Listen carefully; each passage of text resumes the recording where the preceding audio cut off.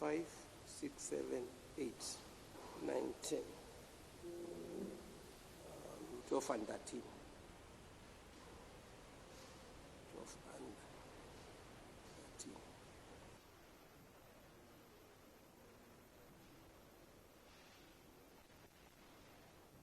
13. This trial will take are highly ambitious and clearly unreasonable,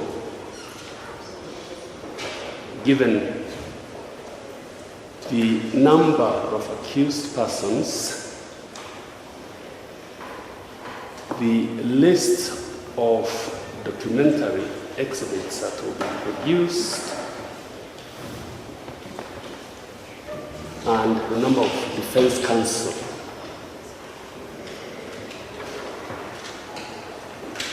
Our view is that this is carefully camouflaged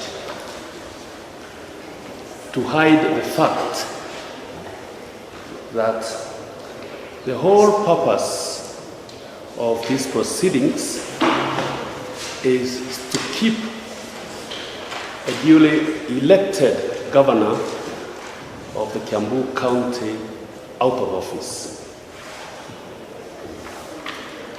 We need to make this abundantly clear even before the trial begins, and as we shall proceed, we will show why that is so. Our view, Your Honor, is that